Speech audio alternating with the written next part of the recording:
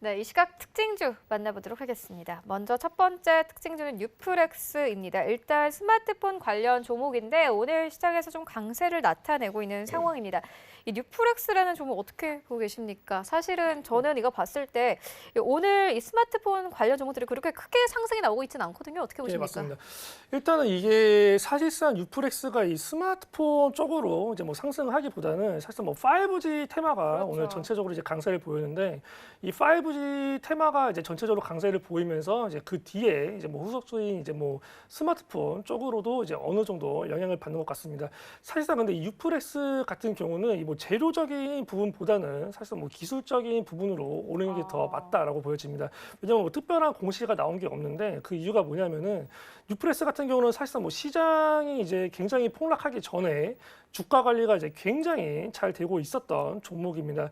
제가 이제 이런 종목으로 그 전에 이제 알리코 제약을 추천했었는데 알리코 제약도 결국 이 제가 말씀드린 이제 주가가 회복되기 전에 주가로 충분히 이제 올라올 거다라고 말씀을 드렸고 뉴프레스가 약간 이제 그 전에 말씀드린 알리코 제약처럼 이제 주가 시장이 반등을 나오니까 당연히 그 전에 이제 관리되던 주가 흐름으로 이제 탄력적으로 급격하게 올라오는 모습을 보이고 있습니다. 사실상 뭐 이제 낙폭된 거 대비 주가가 굉장히 많이 올라왔다라고 생각할 수가 있는데 제가 봤을 때 뭐 최소한 이제 2,000원에서 2,200원까지는 어느 정도 이 형 구간에서 이제 뭐 급등과 이제 조정을 반복하면서 움직일 가능성은 있겠으나 시장 자체가 또 한번 이제 뭐 큰 폭의 하락 조정이 나오지 않는 이상 이 2,000원에서 2,200원까지는 그 전에 주가 관리가 되던 가격까지는 무난하게 한 번 더 올라올 가능성이 굉장히 많다라고 보여집니다.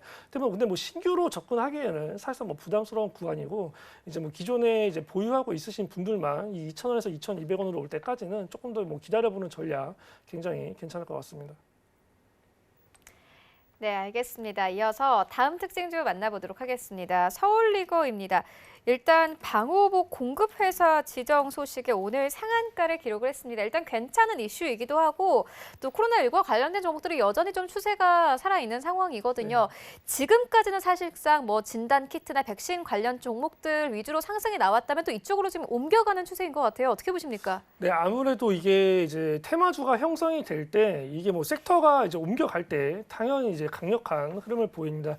서울리거 같은 경우는 이제 전일 이제 뭐 종가 상한가로 마감을 했고 금일 같은 경우는 점상입니다. 이제 뭐 시가가 이제 상한가로 시작을 했고 이제 뭐 상한가 잔량 자체가 이제 600만 주 이 정도면 뭐 굉장히 뭐 양호한 상한가 잔량이다라고 보여집니다.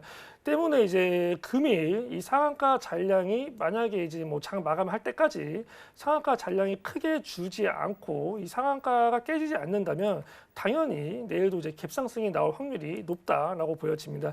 갭상승이 나온다고 가정했을 때, 그러니까 금일 상한가가 깨지지 않는다고 가정했을 때 이제 목표가는 뭐 한 2,500원 정도로 잡으면 좋을 것 같고, 금일 만약에 이 상한가 잔량이 줄어들거나 깨지는 흐름을 보이면 어느 정도 좀 매도하는 관점으로 이제 보시는 게 좋을 것 같습니다. 그 이유가 뭐냐면 이게 사실상 이제 뭐 재무 상태를 봤을 때 이제 굉장히 이제 적자가 크고 이게 뭐 영업이익이나 이제 순 적자나 이게 적자 규모가 점점점 커지고 있기 때문에 뭐 자본 잠식에 대한 리스크가 있고 이 자본 잠식을 나중에 해소하려면은 결국에는 뭐 나중에 대규모 유상 증자나 뭐 감자 같은 걸 해야 되는데 그런 악재가 떴을 때 이 상승분을 그대로 반납하는 이제 가파른 이제 하한가가 나올 수 있기 때문에 어느 정도 뭐 수익권이신 분들은 당연히 뭐 이제 절반에서 뭐 비중 80% 정도는 차익 실현을 해야 되고 신규로 접근하는 거는 당연히 굉장히 좋지 않아 보이기 때문에 일단 뭐 기존에 보유하고 있으신 분들만 어느 정도 뭐 80% 정도 이제 차익 실현하시고 남은 비중은 아까 제가 말씀드렸던 그런 이제 뭐 2,500원 목표가로 잡으시되 상한가가 풀리는 흐름이 보이면 그때는 전량 매도해서 빠져나오는 전략이 굉장히 유용할 것 같습니다. 네, 알겠습니다. 이어서 다음 특징주 살펴보도록 하겠습니다. 헬릭스미스인데요. 오늘 무상증자 결정 소식에 강세 흐름을 나타내고 있습니다. 장중에는 뭐 7만 7천 원대까지 올라가기도 했는데 현재는 7만 5천 원에서 거래가 되고 있는 상황입니다. 들어보도록 하겠습니다. 네, 일단은 이제 무상 증자가 사실상 이제 그 모든 종목에 있어서 무상 증자가 사실 강력한 호재 공시로서 이제 작용하는 건 맞습니다. 하지만 공시 나온 것 치고는 뭐 거래량이 굉장히 없고 이제 뭐 주가 상승폭이 크지 않기 때문에 이 무상 증자에 대한 호재 공시가 헬릭 스미스한테는 잘 먹히지 않고 있다라고 보여집니다. 그 이유가 이 무상증자라는 게 사실상 뭐 기업 재무 구조가 탄탄하고 이 성장성이 어느 정도 확신이 될 때, 그럴 때 이제 무상증자를 하면은 이게 주가의 호재로 작용이 되는데, 이 재무 상태가 좋지 않고 유동성에 대한 부분과 안전 자산에 대한 부분이 리스크가 있는 데서 무상증자를 하는 건 오히려 이제 강력한 호재보다는 결과적으로 이제 물량 부담으로 이제 좀 작용된다라는 인식이 있기 때문에 이제 주가 자체가 이제 큰 폭의 상승을 못 주는 것 같습니다. 실제로 뭐 오전 9시부터 10시까지가 가장 거래량이 많이 터져야 되는 시기인데, 이 무상증자 공시치고는 거래량도 터지지 않고 있다 때문에 이거 같은 경우는 이제 뭐 호재로서 접근하기 좀 어렵다라고 보여지기 때문에 뭐 이제 개인적인 관점에서는 저는 뭐 별로 이제 매수로서도 추천을 드리지 않고, 이제 뭐 목표가로서도 크게 뭐 높게 잡기는 좀 어렵다 때문에 이제 목표가 같은 경우도 뭐 8만 원 정도면은 이제 굉장히 적당해 보입니다. 네, 알겠습니다. 이어서 다음 특징주 만나보도록 하겠습니다. 흥구석유입니다. 일단 감산 합의에 대한 기대감이 있고 오늘도 역시나 좀 상승이 나오고 있습니다. 8% 이상 급등하고 있는데 장중에는 현재 9,800원대까지 고가 높이기도 했습니다. 사실상 흥구석유 같은 이 종목은 저희가 방송 전에도 좀 언급을 하기도 했거든요. 네, 그냥 개인적인 사담으로.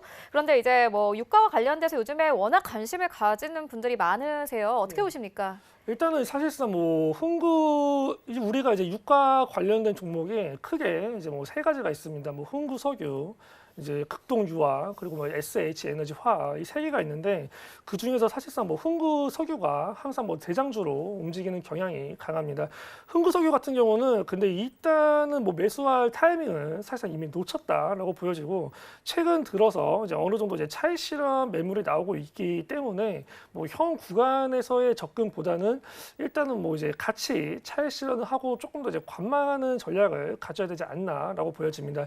이 감산 합의에 대한 부분이 이제 뭐 우리나라 시간으로는 아마 오늘 저녁이나 밤 혹은 뭐 늦으면 이제 명일 뭐 새벽 정도에 이제 발표가 될 걸로 보이는데, 이 감산 합의에 있어서 이제 굉장히 불확실성이 존재하기 때문에 사실상 이 불확실성이 존재하는 입장에서 굳이 뭐 베팅하기보다는 어느 정도 좀 이제 결과를 보고 접근하는 게 이제 낫지 않나라고 보여집니다. 이 감산 합의 같은 경우는 이제 미국 같은 경우도 사실상 뭐 감산 합의를 하기가 굉장히 쉽지 않은 상황입니다. 뭐 유가 자체를 이제 뭐 이제 외국에서 수입하는 것보다는 이제 자국의 것들을 이제 많이 쓰고 있기 때문에 이거를 기업들한테 무조건 이제 감산을 강제하기에는 조금 이제 어느 정도 고심이 많을 것 같고, 그렇다고 또 이제 감산 합의를 안 하고 또 이제 관세를 매기면서 전쟁을 벌이기에는 이 재선을 앞두고 있고 이 코로나로 경제가 박살난 상황에서 그거에 대한 리스크도 굉장히 크다라고 보여집니다.